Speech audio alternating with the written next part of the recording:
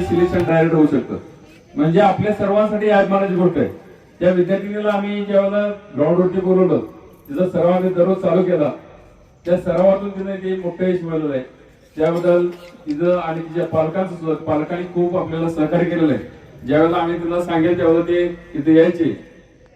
तर त्या पालकांचं आणि तिचं आपणा सर्वांच्या तर्फे गोड कौतुक आहेच. पण आपल्या प्रशालेचे मुख्याध्यापक श्री दाभाडे सर यांना विनंती, या विद्यार्थ्यांना पुष्प देऊन आपल्या सर्वांच्या तर्फे तिचं गोड कौतुक करावं, अभिनंदन करावं आणि पुढील कार्यासाठी तुला शुभेच्छा द्याव्यात ही सर्वांना विनंती. आपण सर्वांनी जोरदार टाळ्यांच्या मध्ये तिचं अभिनंदन करायचंय.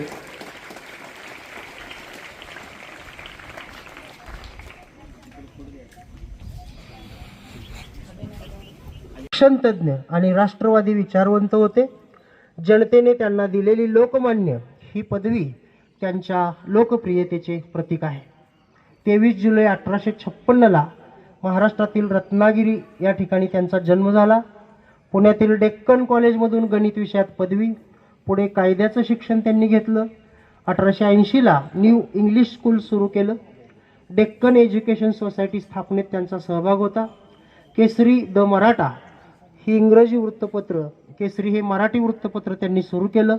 सार्वजनिक गणेशोत्सव आणि शिवजयंती उत्सव सुरू करून राष्ट्रीय एकात्मता त्यांनी निर्माण केली. स्वदेशी बहिष्कार आणि राष्ट्रीय शिक्षणाचा पुरस्कार त्यांनी केला. स्वराज्य हा माझा जन्मसिद्ध हक्क आहे आणि तो मी मिळवणारच ही त्यांची प्रसिद्ध घोषणा आहे.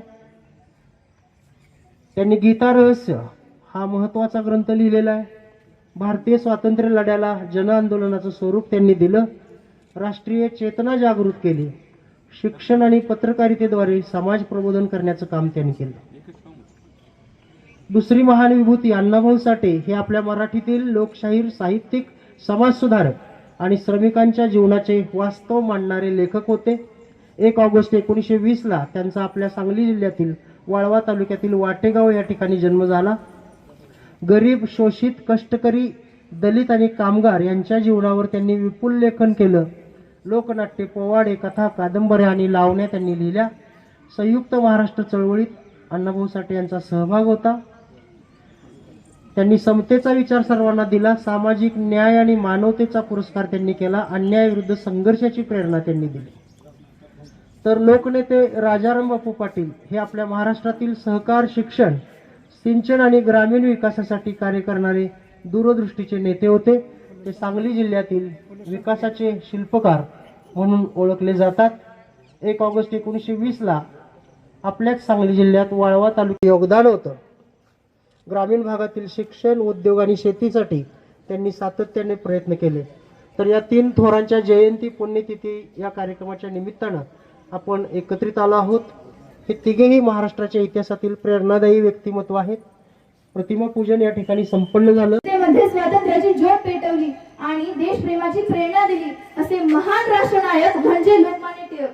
त्यांच्या जीवनाविषयी काही शब्द बोलण्यास मी आपल्या समोर उभी आहे. नमस्कार, मी तनिष्का प्रशांत खरगे, इयत्ता 8वी अ ची विद्यार्थिनी. लोकमान्य टिळक यांचा जन्म 23 जुलै 1856 रोजी रत्नागिरी येथे झाला. त्यांचे संपूर्ण नाव बाळ गंगाधर टिळक असे होते. ते अतिशय बुद्धिमान, परिश्रमी आणि मोठे देशभक्त होते. त्यांनी शिक्षणाचे महत्त्व ओळखून न्यू इंग्लिश स्कूल आणि फर्ग्युसन महाविद्यालय स्थापनेमध्ये मोलाचे योगदान दिले. त्यांनी केसरी आणि मराठा ही 2 वृत्तपत्रे सुरू करून जनजागृती केली. लोकांना अन्यायाविरुद्ध लढायला शिकवलं. काही काळ त्यांनी तुरुंगवासही भोगला, परंतु देशसेवेचा मार्ग त्यांनी कधीही सोडला नाही. अखेर 1 ऑगस्ट 1920 रोजी त्यांचे निधन झाले. परंतु त्यांचे विचार, त्यांचे कार्य आणि त्यांची प्रेरणा आजही आपल्या हृदयामध्ये जिवंत आहे. मित्रांनो, आपणही लोकमान्य टिळकांच्या जीवनातून देशप्रेम, प्रामाणिकपणा, धैर्य आणि कर्तव्यनिष्ठा हे गुण आत्मसात करूया आणि देशाच्या प्रगतीसाठी नेहमी प्रयत्नशील राहूया. देशासाठी जगूया सारे, कर्तव्याचे दीप लावूया. देशासाठी जगूया सारे, कर्तव्याचे दीप लावूया. टिळकांच्या या पवित्र वाटेवर भारत माता गौरवूया, भारत माता गौरवूया. याच प्रेरणादायी शब्दांसह मी माझे भाषण संपवते. जय हिंद, जय महाराष्ट्र.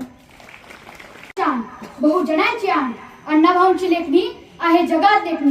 सन्मान्य व्यासपीठ व्यासपीठावर उपस्थित मान्यवर, गुरुजन वर्ग आणि येथे जमलेल्या मित्रमैत्रिणींना माझा नमस्कार. मी प्रेरणा गणेश चव्हाण, इयत्ता 9वी क ची विद्यार्थिनी. अण्णाभाऊ साठे हे एक थोर समाज सुधारक, लेखक, कादंबरीकार व शाहीर होते. त्यांचा जन्म 1 ऑगस्ट 1920 रोजी सांगली जिल्ह्यातील वाटेगाव येथे झाला. त्यांचे पूर्ण नाव तुकाराम भाऊराव साठे असे होते. जाती व्यवस्था, गरिबी आणि भेदभावामुळे त्यांना शिक्षण घेता आले नाही. केवळ 1.5 दिवसातच त्यांनी शाळा सोडली. त्यांना पुढे जगण्यासाठी खूप संघर्ष करावा लागला. निरक्षर असणाऱ्या अण्णाभाऊंनी खूप कथा, कादंबऱ्या, लावणी, पोवाडे लिहून मराठी साहित्यात आपले अढळ स्थान निर्माण केले. अण्णाभाऊ साठे यांनी आपल्या लेखणीतून दलित व कष्टकऱ्यांच्या वेदनांना वाचा फोडली. ते नेहमी म्हणत की पृथ्वी ही शेष नागाच्या मस्तकावर तरलेली नसून ती गरीब कष्टकरी लोकांच्या तळहातावर तरलेली आहे. अण्णाभाऊ साठे यांनी आपल्या लेखणीतून संयुक्त महाराष्ट्र चळवळ, गोवा मुक्ती संग्राम अशा चळवळींमध्ये महत्वाचे योगदान दिले. जगबदल, घालूनी घाव, सांगून गेले माझं भीमराव हे आंबेडकरांवरील गीत खूप गाजले. रशियात जाऊन शिवरायांचा पोवाडा गाणारे ते प्रथम लोकशाहीर होते. त्यांच्या फकीरा या कादंबरीला सर्वोत्कृष्ट कादंबरीचा पुरस्कार मिळाला. शेवटी जाता जाता मेवढेच म्हणेन, साहित्यातून ज्यांनी उंचावली उपेक्षितांची मान, साहित्यातून ज्यांनी उंचावली उपेक्षितांची मान, त्या अण्णाभाऊंनी मिळवला रशियात ही सन्मान, त्या अण्णाभाऊंनी मिळवला रशियात ही सन्मान. एवढे बोलून मी तेच सांगते. जय हिंद.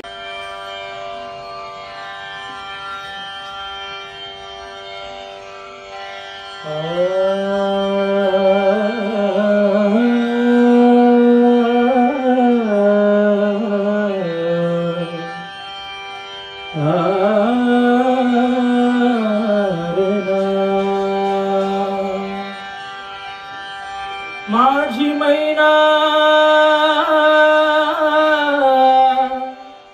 माझी मैना, माझी मैना,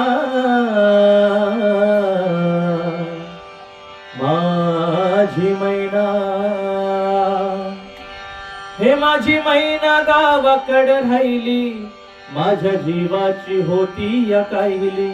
माझी मैना गावाकडे राहिली, माझ्या जीवाची होती या काहिली. होती बांधा रंग गवाळा कोर चंद्राची, उदात गुणाची मोठ्या मनाची, सीता ती माझी रामाची. हसून बोलायची, मंद चालायची, सुगंध केतकी.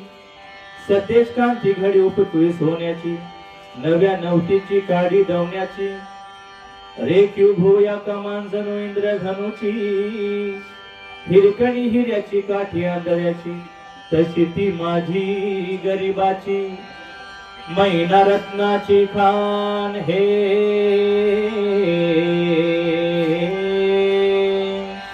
मैना रत्नाची खान, माझा जीव की प्राण नसे सुखालावा. तिच्या गुणांची छक्कड मी गायली, माझ्या जीवाची होती या कायली. माझी मैना गावाकडे राहिली, माझ्या जीवाची होती या कायली. माझी मैना गावाकडे राहिली, माझ्या जीवाची होती या काहिली. धन्यवाद. 1920 सांगली जिल्ह्यातील कासेगाव तालुक्यामध्ये राजाराम अनंत पाटील म्हणजेच राजाराम बापू पाटील यांचा जन्म झाला. ग्रामीण वातावरण, शेती, दुष्काळ आणि संघर्ष यामध्ये त्यांचे बालपण गेले. त्या काळातील ग्रामीण भागांमध्ये व्यवसाय, उद्योग आणि शिक्षण ह्याच्या संधी खूप मर्यादित होत्या. बापूंची आर्थिक परिस्थिती साधी असताना देखील त्यांनी शिक्षणाचा मार्ग निवडला व LLB पदवी संपादन केली. त्या काळातील ग्रामीण भागातील एका तरुणाने ही पदवी संपादन करणे म्हणजे कायद्यानुसार एक खूप मोठी गोष्ट होती. त्यांनी समाजाचे हाल व समाजाचे कष्ट जवळ पाहिले होते. त्यामुळे त्यांना समाजासाठी काहीतरी मोठं करण्याचं स्वप्न उरी बाळगलं. 1942 साल महात्मा गांधी यांनी भारत छोडो आंदोलनाची हाक दिली. या हाकेमध्ये संपूर्ण देश पेटून उठला. बापूंनी देखील त्यामध्ये सहभाग घेतला. बापूंनी भूमिगत राहून ब्रिटिशांविरुद्ध सहकार्य केले व ब्रिटिशांना आपल्या देशातून बाहेर घालवण्यासाठीचे खूप मोठे कार्य केले. त्यानंतर बापूंनी 1945 ला कासेगाव एज्युकेशन सोसायटीची स्थापना केली.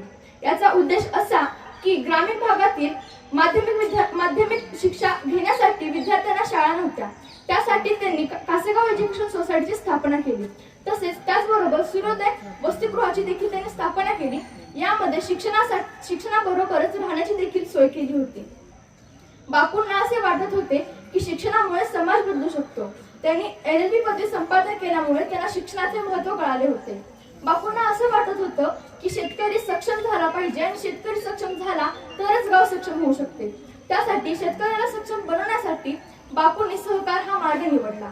आर्थिक दृष्ट्याच नाही तर सामाजिक दृष्ट्या देखील सहकार हे मोलाचे मार्गदर्शन त्यांना मिळाले होते. बापूंनी पुढे सहकार